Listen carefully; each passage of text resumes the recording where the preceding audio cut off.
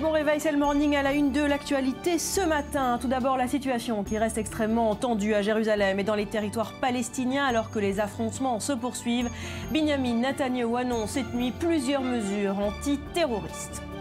Et puis sa déclaration est intervenue peu après l'annonce par l'armée israélienne de l'arrestation d'une cellule du Hamas. L'un des terroristes, vous le voyez, a été retrouvé par le Shin Bet dans un hôpital palestinien lors d'une opération commando. Ces terroristes sont responsables de l'un des attentats anti-israéliens qui ont réveillé le spectre d'une nouvelle intifada. On y revient largement ce matin. En France, la situation qui a brutalement dégénéré hier à Air France avec l'agression de dirigeants met en exergue la lente descente aux enfers de l'entreprise emblématique, placée pour la première fois dans une logique de déclin. Et puis après les pluies diluviennes dans les Alpes-Maritimes qui ont fait 20 morts ce week-end, place au nettoyage et à la reconstruction. L'heure est également au bilan et aux questions. Le dérèglement climatique est-il responsable de ces phénomènes météo de l'extrême? Vont-ils se multiplier dans les années à venir? Réponse à suivre.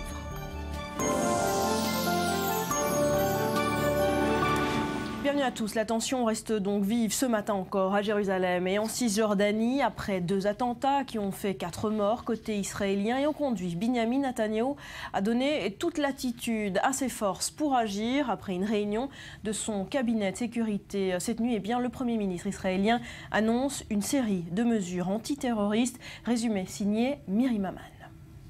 Le cabinet de sécurité israélien a approuvé le durcissement des mesures antiterroristes. Avant même cette réunion lundi soir, le Premier ministre Binyamin Netanyahou l'avait annoncé. Nous opérons sur tous les fronts. Nous avons ajouté 4 bataillons militaires supplémentaires en Judée-Samarie et également plusieurs milliers de policiers à Jérusalem. Et ces policiers vont pénétrer profondément dans les quartiers arabes, ce qui n'avait pas été fait dans le passé. Nous allons aussi démolir les maisons des terroristes. Pour la droite de la droite, ces mesures ne sont pas suffisantes. 10 000 personnes sont venues manifester lundi soir sous les fenêtres de la résidence du Premier ministre, au moment même où le cabinet de sécurité se réunissait. Je suis ici parce qu'il y a eu plusieurs terribles attentats terroristes ces derniers jours. Des gens ont été tués juste parce qu'ils sont juifs. Et je veux me montrer solidaire du peuple juif et dire que cela suffit. Les manifestants exigent plus de sécurité, plus de répression, mais aussi la construction de nouvelles implantations en Cisjordanie. Nous vous demandons, Monsieur le Premier ministre, de nous donner des instructions maintenant de construire demain matin une nouvelle implantation entre Itamar et Elon Moré, là où des Juifs ont été tués. Le Premier ministre a rejeté l'idée de nouvelles constructions en Cisjordanie, arguant que l'initiative serait immédiatement condamnée aux Nations Unies. Sur le terrain, les violences se poursuivent. Des heurts entre Palestiniens et forces de l'ordre israéliennes ont été signalés en Cisjordanie, et notamment à Hébron, à Jérusalem-Est, mais également dans d'autres villes comme Nazareth, dans le nord du pays. Le président palestinien a appelé hier soir au calme Mahmoud Abbas, qui a demandé aux Palestiniens de ne pas offrir d'excuses aux Israéliens pour provoquer une nouvelle flambée des violences dans les territoires. Et on prend tout de suite la direction de Jérusalem. Mathias Inbar, on vous retrouve devant la résidence du Premier ministre. Quelle est la situation sur le terrain ce matin ?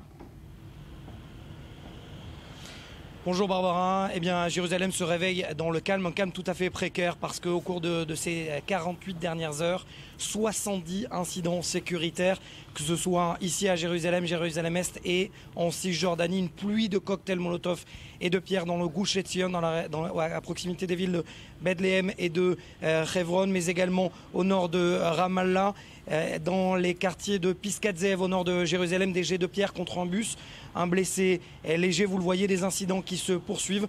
Mais rappelons tout de même qu'il n'y a pas eu d'incident majeur cette nuit ici à Jérusalem. Alors Mathias, on l'a vu, Binyamin Netanyahou a annoncé une série de mesures et parmi elles la destruction des maisons de terroristes, des destructions qui ont déjà démarré. Oui, des destructions qui ont déjà démarré, notamment dans le quartier de Djabel Moukaber, lieu de résidence de 2 terroristes qui avaient commis les attentats dans la synagogue en novembre 2014, une synagogue de Har Nof. Vous vous souvenez sans doute, 4 fidèles juifs avaient été tués ainsi qu'un policiers druzes. Et donc voilà, Benyamin Netanyahou a décidé de passer à la vitesse supérieure. Pourquoi? Eh bien parce qu'il est sommé par sa droite de prendre des mesures concrètes, mais également accusé par la gauche d'immobilisme. Et donc Benyamin Netanyahou a réuni le cabinet restreint de sécurité avec l'ensemble de ses ministres et il a pris plusieurs mesures, notamment le déploiement de plusieurs centaines de policiers à l'intérieur de Jérusalem qui se rajouteront aux milliers d'autres déjà présents ici. Et également, donc vous l'avez dit, une des opérations élargies dans les quartiers est de Jérusalem et la destruction de maisons de terroristes. Merci à Mathias depuis Jérusalem. Et ces mesures annoncées par Benyamin Netanyahou interviennent peu après l'annonce par l'armée israélienne et le Shin Bet de l'arrestation d'une cellule du Hamas. 5 terroristes responsables de l'un des attentats anti-israéliens de ces derniers jours, l'assassinat d'un couple d'Israéliens criblés de balles dans leur voiture et sous les yeux de leurs enfants. C'était en Cisjordanie jeudi dernier. Cyril, vous avez les images de ces arrestations. Oui, des images extrêmement rares, Barbara, de l'exfiltration d'un suspect palestinien par l'armée israélienne.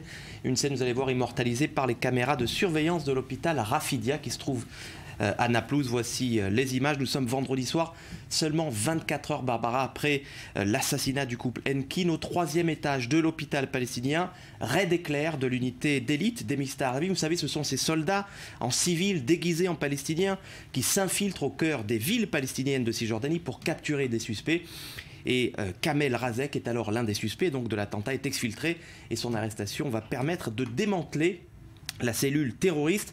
Hier soir, la censure a été levée. Le Shin Bet a arrêté donc 5 membres de cette cellule que l'on va voir apparaître à l'écran. Le groupe appartiendrait au Hamas et durant leur interrogatoire, eh bien, les 5 détenus auraient avoué leur implication dans l'attaque. Tous les 5, il faut le préciser, sont originaires de Naplouse en Cisjordanie. Ce sont des récidivistes puisque cette cellule avait par le passé commis 2 tentatives d'attaque à l'arme automatique sans toutefois faire de victimes israéliennes. C'était en août dernier. Le chef de la cellule, c'est lui, en haut à gauche. Il s'appelle Raeb Alioui, il a 37 ans, il a fait de la prison par le passé dans les prisons israéliennes et c'est lui qui serait à l'origine du recrutement des 4 autres membres et qui aurait donné les instructions et fourni les armes donc à cette cellule terroriste. Grâce à ces arrestations, en tout cas, on en sait un petit peu plus sur le mode opératoire de cet attentat qui, on le rappelle, a coûté la vie à un couple d'Israéliens jeudi dernier. Oui, alors essayons de reconstituer la scène du crime. Le soir du crime jeudi dernier, deux des membres de la cellule opèrent une mission de reconnaissance sur l'axe routier qu'ils s'apprêtent à attaquer en Cisjordanie. Ils récupèrent alors les autres terroristes. Ils identifient peu après le véhicule de la famille Henkin qu'ils identifient comme véhicule israélien, parce que vous savez que sur ces axes routiers, ce sont des axes communs aussi bien aux Palestiniens qu'aux habitants des implantations de Cisjordanie. Ils ouvrent alors le feu en direction du véhicule et une fois la voiture immobilisée par les tirs, 2 des terroristes sortent de leur véhicule et là ils achèvent à bout portant Eitam et Nehama Henkin, donc les parents des 4 enfants qui siégeaient donc à bord du véhicule et qui ont été épargnés. On va le comprendre pourquoi, parce que jusque-là il y avait un sans faute pour les terroristes, sauf qu'il y a eu une balle perdue, celle de Yihya Hamed, l'un des 2 tireurs, qui tire par inadvertance sur son complice, sur Karem Razek. Son arme tombe, il est blessé au bras et l'arme sera retrouvée plus tard d'ailleurs dans la nuit par le service de sécurité israélien. C'est sans doute cette blessure, Barbara, de Karim Razek qui a écourté l'attaque puisque les 4 assaillants vont ensuite prendre la fuite prématurément vers Naplouse qui n'est située qu'à 3 minutes à peine de la scène du crime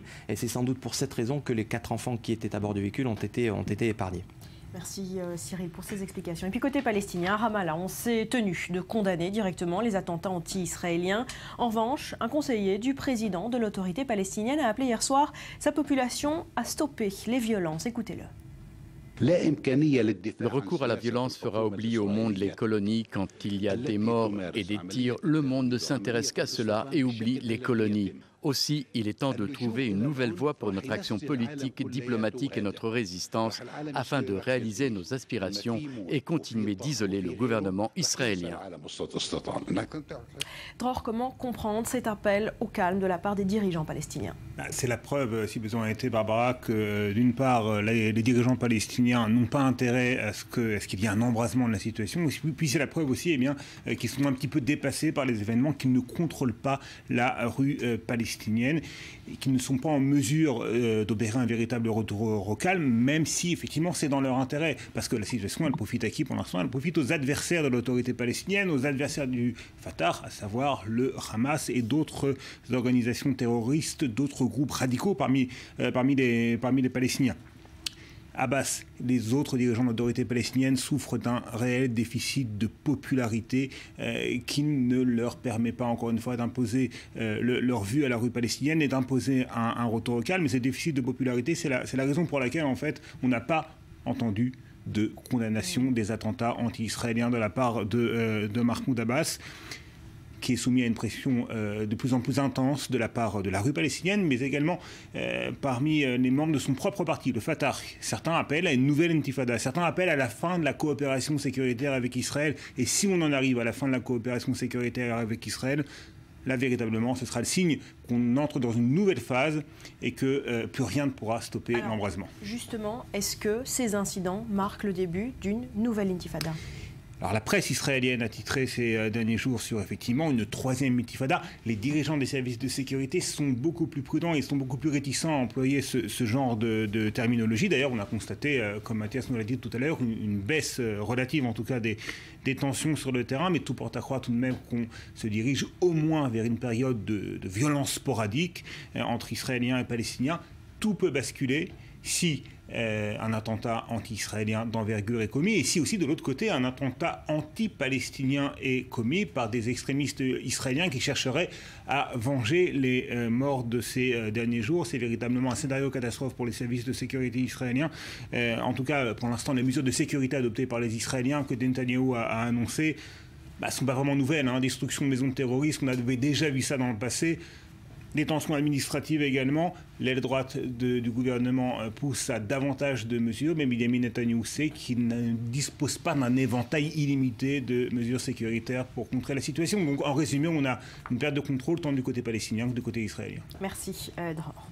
Dans le reste de l'actualité, sachez qu'une délégation de l'armée russe est attendue ce mardi en Israël pour 2 jours de discussions. Objectif, s'entendre sur des mécanismes de coopération pour éviter des incidents lors de raids de l'aviation russe en Syrie. Benyamin Netanyahou et Vladimir Poutine, vous le voyez sur ces images, s'étaient entendus sur ce point le 21 septembre dernier. C'était à Moscou.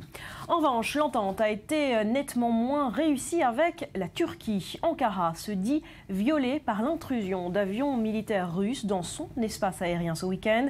L'OTAN s'inquiète également d'incursions extrêmement dangereuses. Moscou, de son côté, minimise. Chloé Demoulin. La Russie prétend viser uniquement l'organisation État islamique. Mais au cours des dernières 24 heures, il semble que la majorité des cibles frappées par son aviation appartenaient à d'autres groupes, notamment le front Al-Nosra, la branche syrienne d'Al-Qaïda.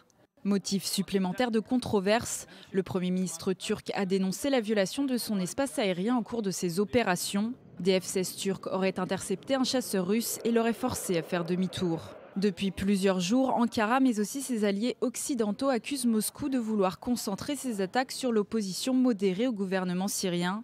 Ce lundi, le secrétaire à la défense américain a dénoncé une nouvelle fois la stratégie de la Russie. En prenant des mesures militaires en Syrie contre des groupes modérés, la Russie a intensifié la guerre civile en Syrie. Elle a mis en danger la perspective d'une véritable résolution politique et la préservation de la future structure gouvernementale qu'elle dit souhaiter. Pas de quoi décourager pour autant l'état-major russe, qui ne désespère pas de voir Washington rejoindre son initiative. Nous avons évoqué la nécessité dans un futur proche d'établir plus de contacts directs entre nos armées. Nos collègues américains ont promis de répondre rapidement à ces offres. Je pense que dans les prochains jours, nous devrions recevoir une réponse. À partir de là, nous pourrons donner plus de précisions sur nos plans. En attendant, l'OTAN a dénoncé les actions de la Russie, la violation de l'espace aérien turc, mais aussi son opération militaire en Syrie. Le secrétaire général de l'organisation a convoqué une réunion d'urgence sur le sujet qui doit avoir lieu ce lundi soir. Et la question de la frontière entre la Syrie et la Turquie était au cœur des discussions à Bruxelles hier. Le président turc Erdogan était reçu par le président du Conseil européen Donald Tusk, et Ankara n'a cessé de répéter sa volonté d'installer une zone de sécurité, une zone tampon. Je vous propose d'écouter le président turc. Je voudrais vous rappeler une nouvelle fois que la cause profonde de la crise actuelle des réfugiés, c'est la guerre en Syrie et le terrorisme d'État mené par Assad lui-même. Pour régler le problème des réfugiés, il faut d'abord entraîner et équiper. Deuxième chose, décréter une zone de sécurité qui devrait être protégée du terrorisme. Et la troisième concerne une zone d'exclusion aérienne. En France, on en vient à cette image qui aura probablement marqué les esprits. Les dirigeants d'Air France, pris à partie, réduits à escalader les grilles, leurs vêtements déchirés. Au lendemain de cette agression, l'heure est désormais à la tentative de relance du dialogue social. Chloé Demoulin. Un comité d'entreprise qui dégénère. Le directeur des ressources humaines et le responsable de l'activité long courrier d'Air France ont été violemment pris à partie ce lundi. Une altercation de plusieurs minutes, au terme duquel les deux dirigeants sont repartis, les vêtements déchirés. Motif de la colère, la confirmation de la possible suppression de 2900 postes. 300 pilotes sur 2700 suppressions d'emplois envisagées, ça fait quand même largement plus de 10%. Alors que nous ne représentons que 7% de l'effectif. Donc les pilotes seraient extrêmement touchés par ces suppressions d'emplois. Au-delà du plan social, c'est aussi la technique managériale des dirigeants d'Air France qui est aujourd'hui dénoncée par les syndicats. La direction monte les salariés les uns contre les autres, les hôtesses et les stewards contre les pilotes, l'EPS contre les hôtesses, les stewards et les pilotes contre les autres. C'est absolument une façon de manager qui est inadmissible. L'irruption de violence a été condamnée depuis le Japon par le Premier ministre Manuel Valls, mais aussi par le PDG d'Air France qui s'est toutefois dit disponible pour reprendre les négociations. Nous devons unir nos forces. Nos opérations, c'est tous ensemble que nous les réussissons. Et donc cette cohésion d'Air France et le fait que chacun soit tourné vers le redressement de la compagnie est évidemment pour moi un point fort. Confronté à une baisse de rentabilité sur ses vols long courriers, Air France tente de réduire la voilure. En 2012, l'entreprise avait demandé au personnel navigant de voler une centaine d'heures de plus par an à rémunération constante et de renoncer à des jours de repos, des sacrifices auxquels s'étaient refusés les syndicats.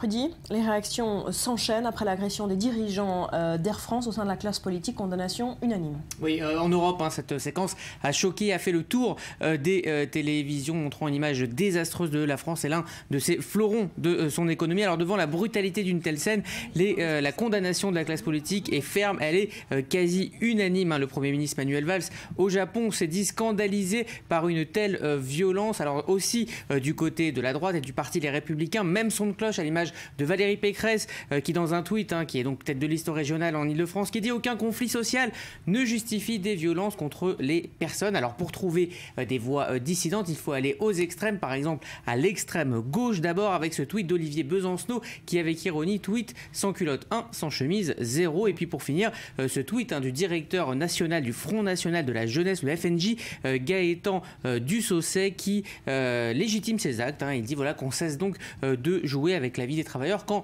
à l'état-major du parti de Marine Le Pen, il n'a toujours pas réagi. Voilà, en tout cas, cet incident marque le déclin désormais officiel, économique d'Air France. Vous l'avez dit, ce fleuron de l'économie française. Oui, et cela fait plus de 20 ans qu'Air France est en danger, tout simplement parce qu'en 20 ans, le monde de l'aviation civile a été bouleversé, notamment avec l'arrivée des compagnies low cost. Et pourtant, le trafic aérien ne s'est jamais aussi bien porté. 3,3 milliards de passagers transportés en 2014. Alors, c'est une bonne santé du secteur, mais qui profite à deux autres types de compagnies. Je l'ai dit déjà, les low cost et puis de l'autre côté les compagnies émiraties qui elles proposent des offres haut de gamme et qui ont su les développer. Air France aurait pu par exemple prendre le virage low cost en développant sa filiale Transavia. C'était le plan il y a quelques mois et ça s'est fini par 2 semaines de grève et un rétro-pédalage. Donc devant les solutions proposées pour évoluer, les syndicats des pilotes ont été successivement extrêmement intransigeants. Alors le problème principal d'Air France, c'est son retard de productivité par exemple par rapport à la Lufthansa des concurrents qui ont su réduire leurs coûts. Air France n'a pas peu bougé, ça l'amène aujourd'hui à ne plus être un poids lourd du transport aérien et donc ce plan drastique semble être l'ultime tentative pour ne pas tomber dans un gouffre dans lequel ont déjà sombré des compagnies historiques comme la Sabena ou encore Swissair. Et puis surtout la question que se posent à juste titre tous les analystes, c'est si Air France n'avait pas eu l'État comme actionnaire, les réformes nécessaires n'auraient pas déjà été faites. Voilà, difficile situation pour Air France, merci. Rudy, on reste en France après les pluies diluviennes dans les Alpes-Maritimes qui ont fait 20 morts ce week-end. Place désormais au nettoyage et à la reconstruction. L'heure est également au bilan et aux questions. Aurait-on pu éviter un tel drame? Myri Maman. La Côte d'Azur méconnaissable. Arbres arrachés, chaussées éventrées, voitures empilées. 20 personnes ont péri dans les intempéries qui ont frappé ce week-end le sud-est de la France. Face à un bilan très lourd et à l'ampleur des dégâts, les habitants de la Côte d'Azur s'interrogent. L'alerte orange a bien été enclenchée, mais selon certains, les autorités n'ont pas pris les mesures nécessaires pour éviter le drame. Ça avait été annoncé, il y avait une vigilance orange. Je pense qu'il aurait été intéressant de bloquer les accès dangereux au niveau de la commune. 48 heures après les intempéries, l'heure est au grand nettoyage. Les autorités doivent réparer les chaussées, remettre sur pied le réseau ferroviaire et rétablir l'électricité dans les 9000 foyers qui en sont toujours privés. Des bénévoles se mobilisent pour venir en aide aux sinistrés. C'est notamment le cas dans la ville de Biot, où la Croix-Rouge est venue en renfort pour réparer les dégâts matériels, mais également psychologiques. Beaucoup ont beaucoup de choses à dire, ont beaucoup de choses à partager sur ce qu'ils ont vécu et ils ont besoin de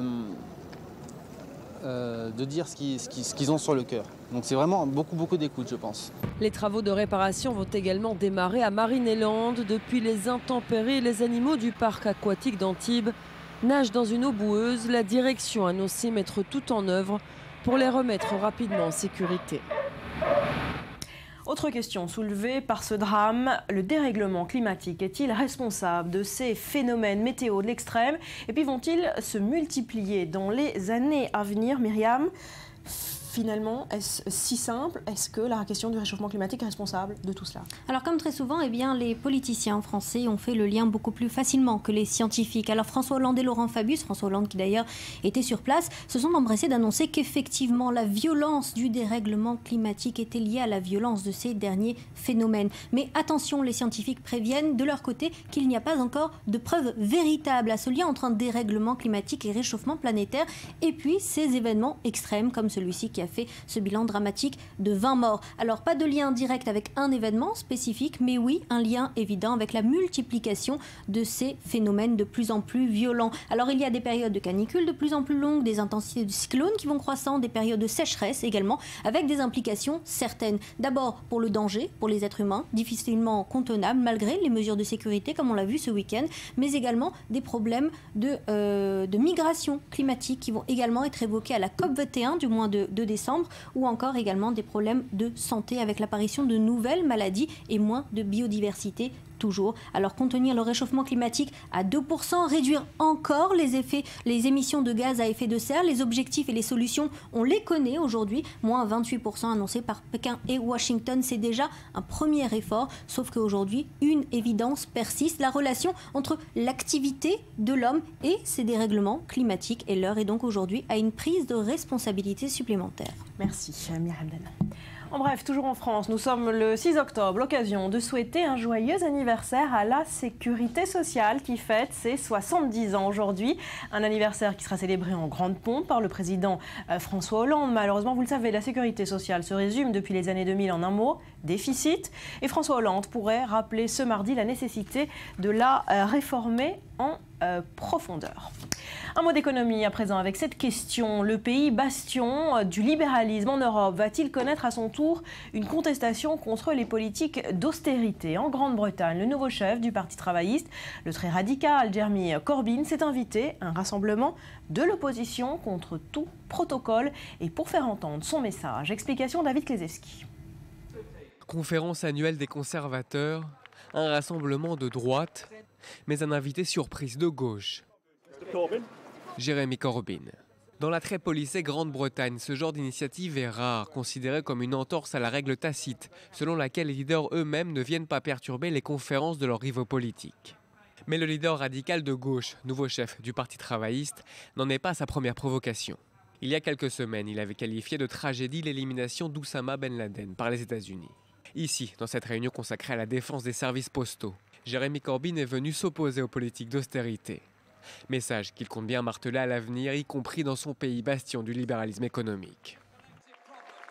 It's a campaign to cast away C'est une campagne pour jeter les camisoles de force et libérer les idées sur les politiques d'austérité qui mènent à l'inégalité et à la misère. C'est une campagne pour libérer les esprits des gens sur ce qui peut, et je vous le dis, pourra être accompli par nous en travaillant ensemble. Un peu partout en Europe, c'est devenu une habitude. Scruter la santé politique des partis hostiles à la rigueur. Cette semaine, le Portugal a reconduit son gouvernement de droite, mais a perdu sa majorité absolue au Parlement. La cause, notamment, la performance de la réplique locale de Podemos, qui a réussi à doubler ses mandats aux élections. Mais gare aux gouvernements qui prennent trop de liberté avec les règles européennes. Le voisin espagnol a présenté son projet de budget version 2016. Bruxelles, qui veille au grain, a fait part de son inquiétude. Sur la base de cette prévision, l'évaluation de la Commission confirme le risque de non-conformité avec le pacte de stabilité à la fois pour 2015 et 2016, ce que nous avions déjà souligné au printemps. L'Eurogroupe a en revanche attribué une bonne note hier aux malades grecs. Les élections se succèdent, les réformes aussi. Aux yeux des créanciers, Athènes a su rassurer sur la poursuite de ses politiques d'austérité. Voilà, et toujours concernant la Grèce, vous le savez, malgré un accord avec ses créanciers européens et de nouvelles élections, eh bien, le pays est toujours sous pression pour régler ses finances. Une réunion de l'Eurogroupe s'est tenue hier à ce propos. Voilà ces images à présent, des images rares. Le pilote d'un vol reliant Phoenix à Boston est décédé en plein vol. Ça s'est passé dans la nuit de dimanche à lundi. Toutefois, son copilote est parvenu à faire atterrir normalement l'appareil, un appareil d'American Airlines. Vous le voyez, l'avion de ligne transportait 140 passagers.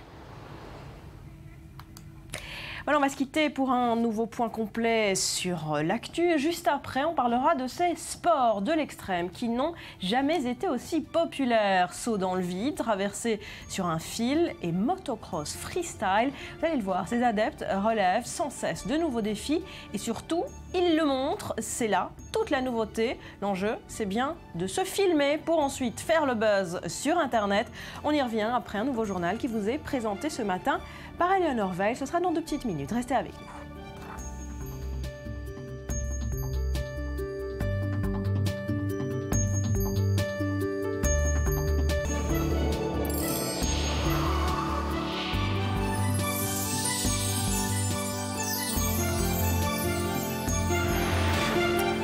On est de retour sur le plateau du Morning. Merci d'être avec nous pour la 2e année consécutive. Le Festival du vin de Tel Aviv s'est tenu dans l'ancienne gare de Jaffa.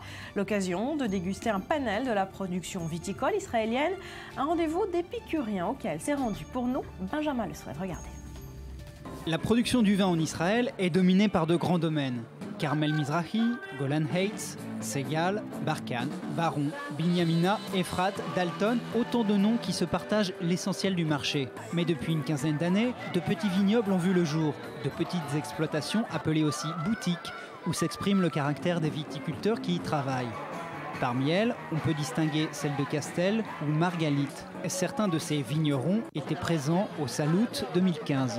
Le festival dédié à la production de vins israéliens se tenait la semaine dernière dans la ville blanche.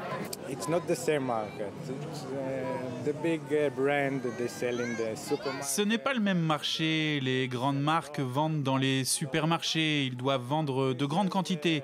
Les prix sont plus bas. Nous ne vendons pas beaucoup de bouteilles. Les prix sont plus élevés.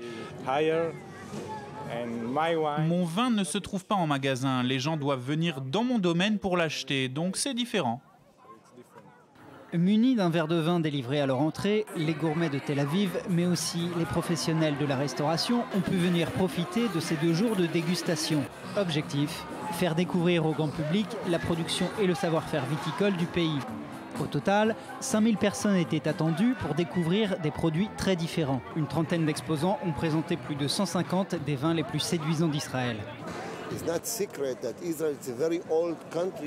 Ça n'est pas un secret. Israël est un très vieux pays en termes de production de vin. Nous avons 5000 ans d'histoire, mais nous l'avons perdu pendant la diaspora. Quand nous sommes revenus en Israël, nous avons recommencé à éduquer les Israéliens. Et pour accompagner un verre de vin, quoi de mieux qu'un assortiment de fromages locaux? Des produits du terroir national associés à cet événement itinérant. Commencée en 2007 à Beersheva, cette manifestation s'est déployée au cours des dernières années. Il a désormais également lieu dans les villes de Haïfa, Ashdod et Ranana. Et on parle d'un livre à présent avec vous, Dror. On s'arrête ce matin sur un ouvrage d'Ari Shavit. Ça s'appelle Ma terre promise, Israël, triomphe et tragédie. C'est un ouvrage de plus sur Israël ?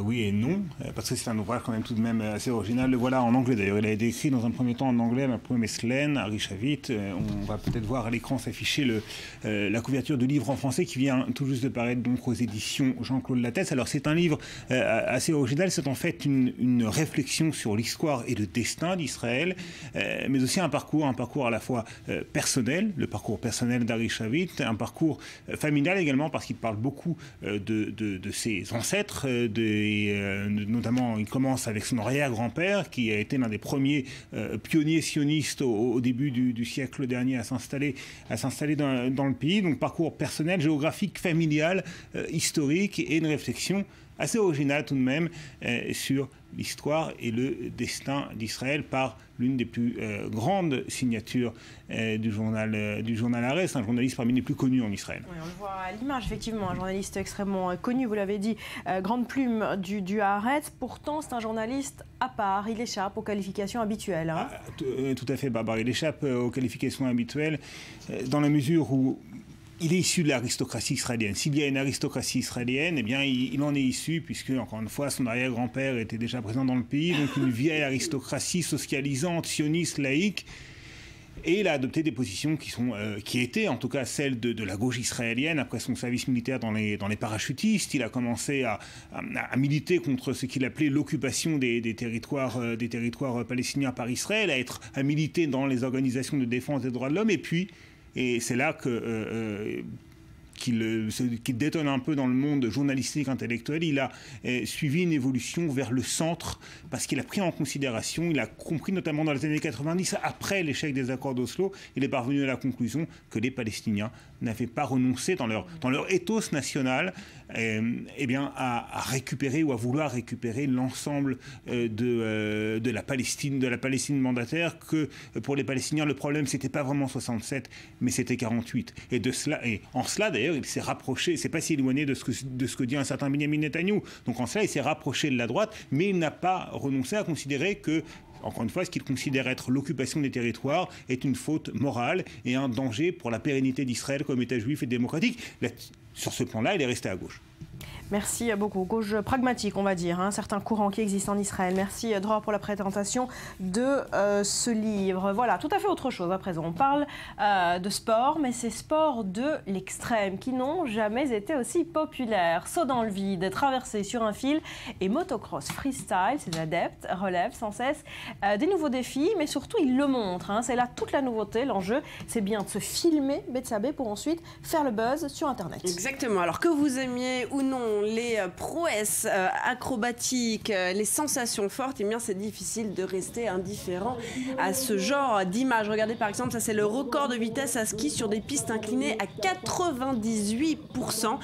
Autant dire que c'est presque un mur. Ici on voit Simone Oregone sur la piste de Chabrières, donc dans les Alpes, qui explose donc le record de vitesse à ski avec plus de 252 km/h. Autant vous dire, Barbara, qu'il faut de sacrées cuisses pour pouvoir s'arrêter. Alors pas mal non plus dans le même genre de glisse, vous avez le VTT sur neige. Regardez, là c'est Eric Baron, 54 ans alors, c'était au printemps dernier, il a depuis 55.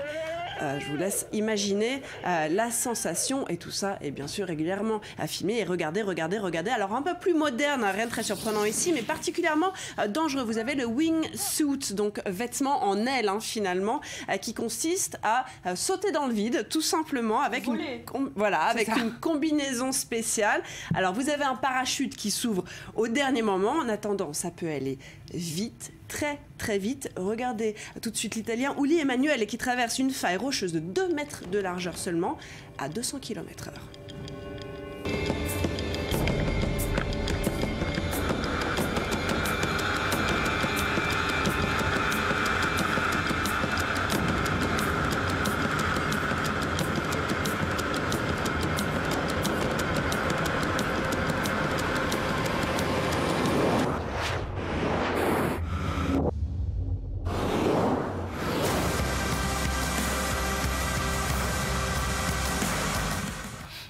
Mon Dieu. Voilà. Mais c'est dingue, c'est la réaction de Barbara en plateau. D'abord, ça vous tente? Moi j'ai le vertige, c'est horrible, je peux pas voir ça. Eh bien, c'est exactement pour vous ce qu'il faut. C'est exactement pour vous ce qui vient à présent. Il y a les écureuils, on a vu, maintenant il y a les funambules pour Barbara, comme Nick Valenda, le seul à avoir jamais traversé les gorges de la rivière Little Colorado dans le Grand Canyon, 450 mètres de hauteur, contre des vents contraires pour un voyage dans le vide de presque 24 minutes. Regardez, c'était en juin 2013, mais on s'en souvient encore.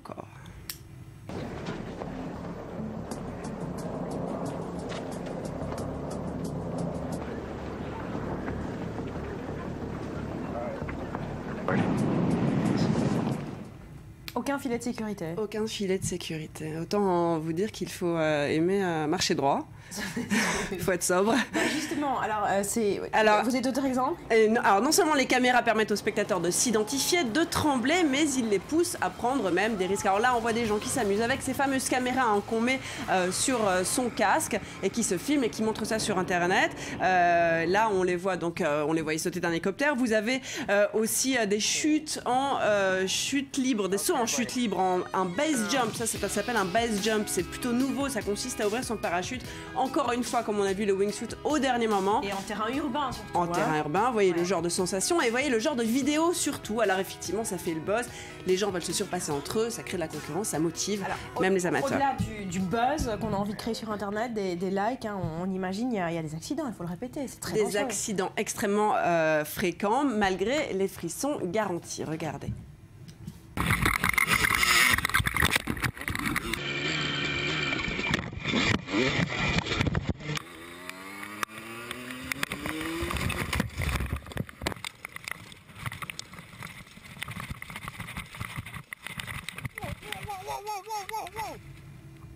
Voilà, alors là on n'a pas vu, mais en gros, il rentre dans quelqu'un d'autre en fait. C'est-à-dire que c'est dangereux pour les gens autour aussi. Donc quand on veut prendre des risques, on met des barrières autour. Voilà. Ça reste extrêmement dangereux, on le rappelle. Si vous voyez Barbara à motocross, vous écartez. Vous éloignez surtout. Vous souriez poliment et vous écartez. Merci Betsabé. Allez, avant de se quitter pour un nouveau journal, on se rend dans le zoo de Jérusalem. Il s'étend sur 25 hectares dans une vallée du sud de la ville, créée en 1939 sous l'appellation de zoo biblique. Eh bien, il avait pour but de rassembler tous les animaux cités dans la Bible. Fleur Citruc.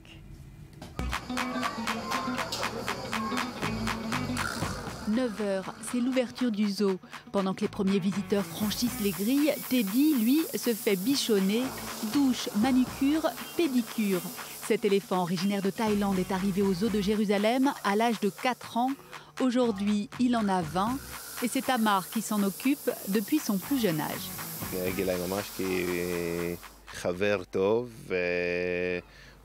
Je suis sa famille. Avec moi, il se conduit comme un bon ami. Il fait tout ce que je lui dis. Quand sa période de chaleur commence, il tente de désobéir et avec la plupart des soignants, il fait des histoires, mais pas avec moi. Je suis très très attaché à lui. Je l'aime beaucoup. C'est un dominant, mais moi aussi, je suis un homme dominant et je suis bien plus fort que lui.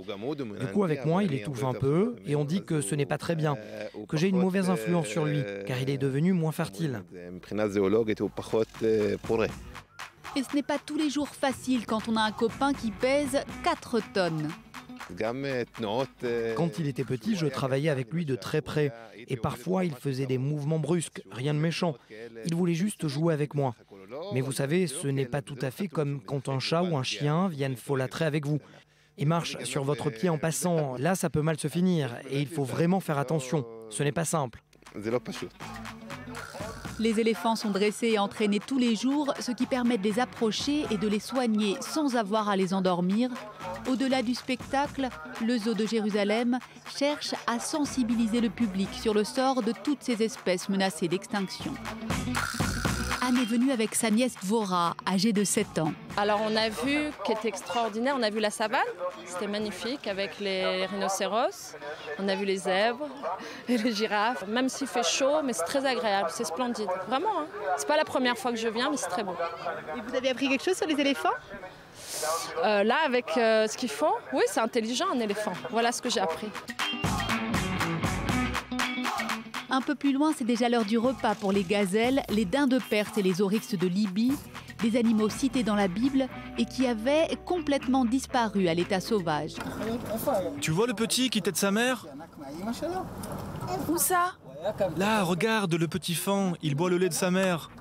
En 10 ans, le zoo de Jérusalem a fait un formidable travail pour réintroduire ces espèces dans le nord d'Israël. Nous élevons déjà la 4e génération. Chaque année, nous endormons les jeunes oryx et les mettons dans des cages pour les envoyer dans le nord, dans la réserve naturelle de Nahal Sorek. Ce moment où nous ouvrons la porte et où on les laisse gambader en liberté dans la nature est important pour moi. C'est vraiment très émouvant. Lily est vétérinaire depuis 15 ans au zoo de Jérusalem. Elle se souvient avec émotion de la naissance de Sylvestre, un tigre de Sumatra, une espèce en danger de disparition. Le bébé tigre a été délaissé par sa mère et n'a survécu que grâce aux soins intensifs de l'équipe soignante. Nous avons réussi à le sauver grâce à des soins intensifs et en le nourrissant à la main. Ensuite, je l'ai emmené chez moi, je lui ai donné un biberon toutes les 2 heures, même la nuit. Le premier mois était vraiment très intensif. Nous avons voulu le remettre parmi les siens le plus rapidement possible, afin qu'il oublie les êtres humains, qu'il redevienne un tigre et surtout qu'il ne porte pas notre empreinte, ce qui aurait pu compromettre son avenir. Aujourd'hui, Sylvestre coule des jours heureux dans un zoo de la Riviera, en France.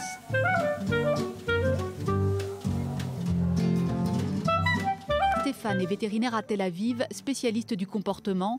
Il soigne habituellement des chats et des chiens. Et pour lui, enfermer des animaux pose de nombreuses questions éthiques.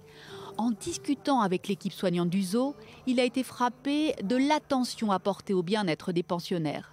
Il y a tellement du bien-être des animaux que dans la région, là, enfin, à côté du parc, ils vont construire des nouveaux immeubles et ils ont mis en place un système de contrôle du stress des animaux. C'est-à-dire que c'est non seulement les regarder, mais c'est biologique, il y a un chiffre, on va pouvoir chiffrer la quantité de stress et ça c'est formidable. Le zoo serait donc un havre de paix pour ces animaux, mais aussi pour les humains. Ici, le conflit est mis entre parenthèses. Arabes et juifs, religieux et laïcs se promènent côte à côte dans les allées du parc, à la découverte des grands félins, des éléphants ou des pingouins, pour le plus grand plaisir des enfants. Ils aiment beaucoup la petite maison là où il y a les serpents, les caméléons, les escargots et tout ça. Et ils aiment les gros animaux comme les ours, les lions, les éléphants. C'est un des meilleurs endroits pour s'épanouir, jouer, s'amuser, découvrir. Il n'y a pas beaucoup d'endroits pour les enfants. À Jérusalem, de quoi s'amuser, de quoi... Donc voilà. T'as vu d'autres animaux? Oui. Les serpents. Les singes. Comment est-ce qu'ils font les singes? Et le lion, comment est-ce qu'il fait?